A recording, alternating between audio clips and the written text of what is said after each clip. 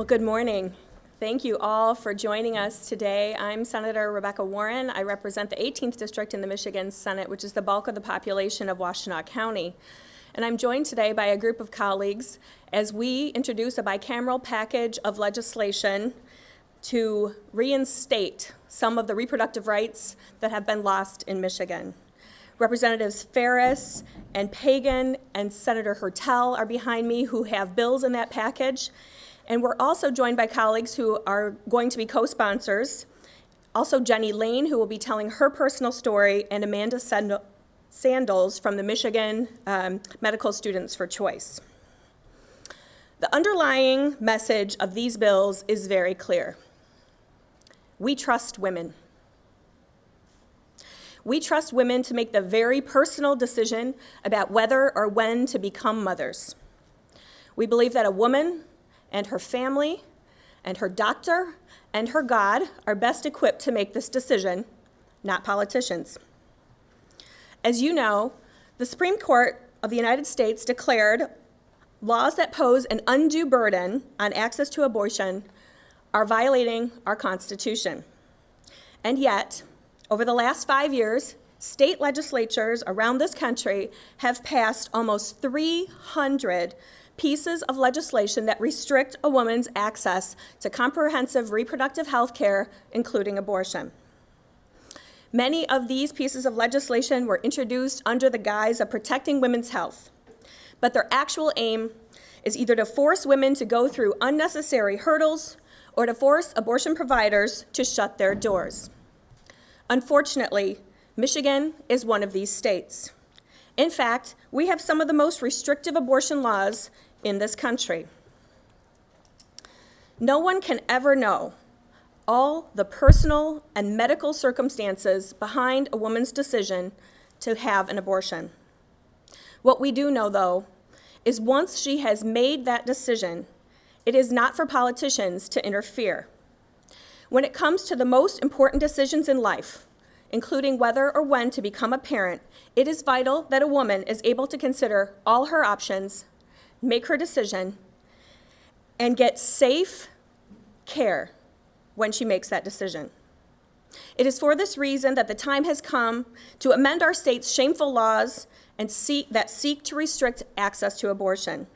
I'm proud to be working with my colleagues on this critical legislation, and I'd like to introduce Jenny Lane, who will share her personal experience with us today. Jenny. Thank you, Senator Warren, and I thank the caucus and everyone for the opportunity to speak. I've always been aware that women choose to end pregnancies for a variety of reasons, and at the same time, I never thought that I would be in such a position. In my 7th year of marriage, I planned my first pregnancy, and I had a wonderful, healthy labor and baby when my oldest daughter was born. And when she was 5, my husband and I decided to have another baby, and I got pregnant right away. And that 5-year-old was very excited about my growing belly, and I'd had a great labor the first time, and so we brought her to our 18-week ultrasound.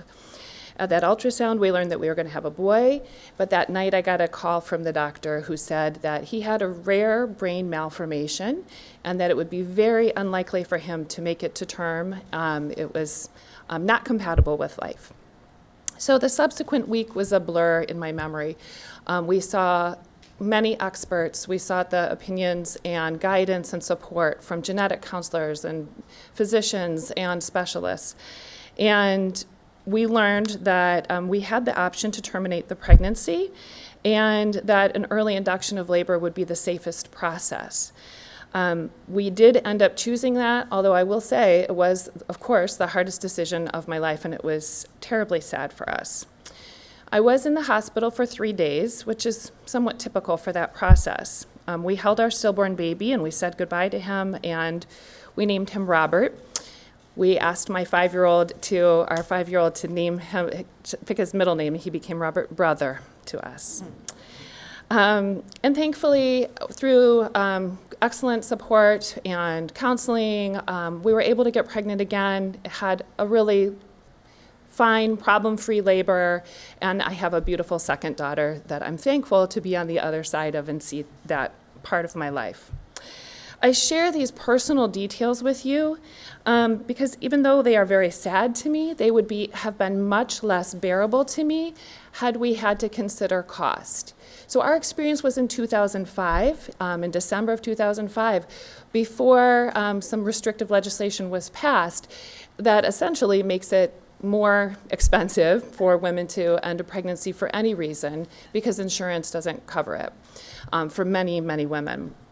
So if we had had to pay for this out of pocket, I don't know what we would have done. It would have been tens of thousands of dollars that I don't know how we would have been able to come up with. We had, needless to say, a significant amount of difficulty during that time as it was. It was already hard enough. Some friends and family members don't think that what we experienced was an abortion because of our circumstances. I was married, I already had a child, we had an intended, wanted pregnancy. However, I know that from deep within that women make decisions to end pregnancy for many, many reasons, and mine is one of those many. After I did a lot of healing, I was connected to a number of other women who'd had similar losses, and it was remarkable to me how many women had similar experiences and had undergone this kind of upsetting, traumatizing experience. It's painful enough to end a pregnancy, and it's my plea that elected officials respect the range of women's complex experiences and medical professionals' advice and reconsider legislation that interferes with women's health and their safety and our economic security. So thank you to the caucus for your work on this. I'm really grateful personally and as a citizen as well.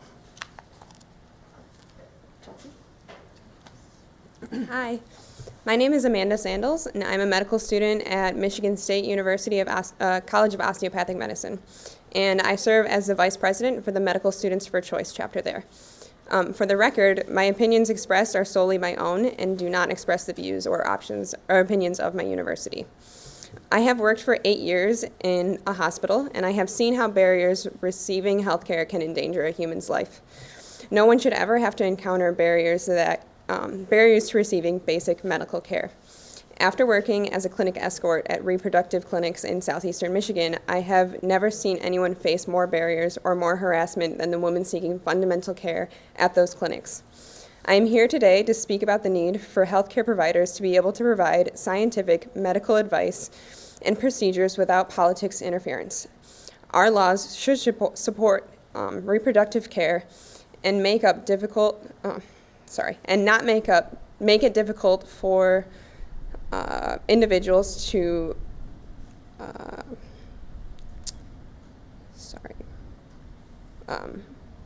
receive health care.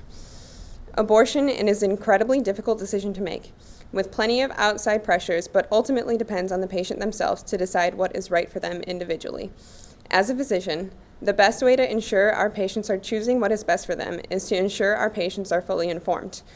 Inaccurate and unnecessary barriers harm not only women as individuals, but the basis of the doctor-patient relationship itself. With all the recent changes in healthcare over the past decade, navigating the healthcare system has been difficult for new physicians. It has changed what doctors are able to do for their patients and has added significant stress to doctor-patient relationships. States that mandate inaccuracies be told to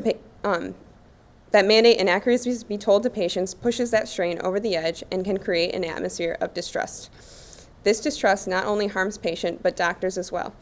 Doctors report the inability to create fulfilling relationships with their patients as one of the largest causes for physician burnout. Working in the states with extra barriers to that relationship makes it difficult for providers to continue to or choose to work there in the first place. As I enter the medical field, I strive to ensure that every person receives ideal access to medical care. Our current policies hinder that greatly, especially for those in disadvantaged populations like low-income women, women of color, and transgender and gender non-conforming individuals when it comes to reproductive health care, such as access to abortions. Supporting this bill package is a step forward in the process of improving reproductive health care needs in the state of Michigan. Thank you. Thank you, Amanda. I appreciate you coming up here and giving us your opinion, and thank you, Jenny, for sharing your story. As heart-wrenching as it is, we appreciate that you are willing to share it with us. I'm Pam Ferris, and I represent the 48th District in Genesee County. In Michigan and across the country, we know there's a growing effort to make it as difficult as possible for women to get the care that we need. It's being done under the guise of protecting women's health, yet it does everything but protect her health. That's why we have introduced this bicameral package to support and safeguard women's health and not limit her health care options and create those artificial barriers. One bill in this package would repeal the requirement that women pre-purchase abortion insurance riders prior to becoming pregnant and instead require insurance plans to cover abortion services. As of now, there are just 8 of the 42 health insurers in Michigan that have such a policy. This means that even a woman suffering a difficult pregnancy, one, when her doctor advises her not to carry to term, might not be able to get medically necessary abortion anymore. Our package would help keep politics out of the exam room by prohibiting healthcare professionals from providing a patient with information that is not medically accurate or medical services in a matter that is not evidence-based, such as providing an unnecessary ultrasound. We have a bill that would ensure a patient's right to information on abortion along with any information that she requests. It mandates that a health facility shall not refuse to provide reproductive health services if withholding them would result in health risk, limit a health professional's ability to practice medicine, or limit referrals. All patients are entitled to receive care based on their individual needs and what is medically appropriate. Men get this, women deserve it. This package includes a bill to repeal the 24-hour informed consent requirement also. We don't believe that it's right for our laws to force a woman to endure any unnecessary wait for a medical procedure that is legal. Our package of bills recognizes that abortion is safe and it is a legal medical procedure.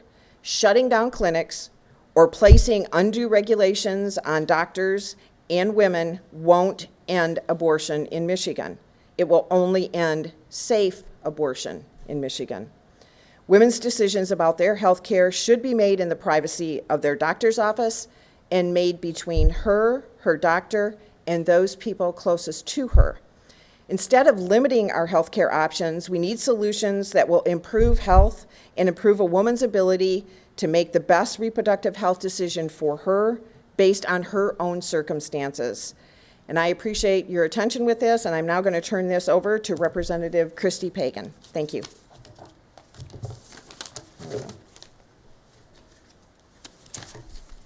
Thank you so much. So I'm State Representative Christy Pagan, representing Western Wayne County, Canton Township, Van Buren Township, City of Belleville. So with political interference restrictions, it really limits access to reproductive health care, and it harms the hardest hit, including low-income women, women of color, and young women. And studies show that women who seek abortion and is turned down are more likely to fall into poverty than a woman who is able to have access to care. Affordable, comprehensive health care that includes coverage for full range of pregnancy-related care is critical to the health of every woman. And statistics show that everyone loves someone who has or will need an abortion.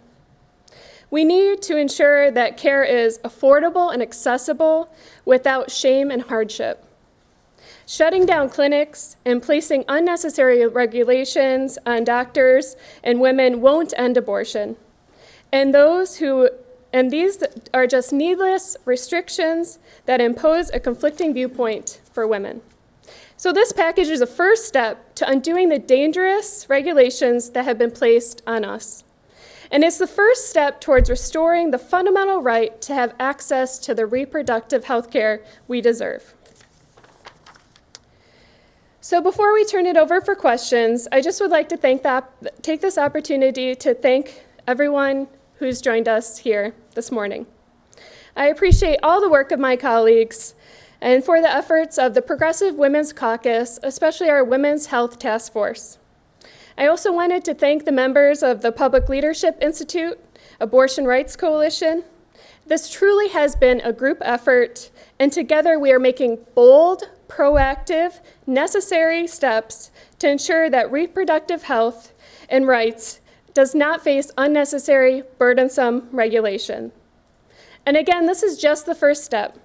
The Women's Health Task Force will continue to work on a variety of public policy issues, including reproductive justice, contraception, sex education, prenatal care, lowering infant mortality, and other crucial women's health issues.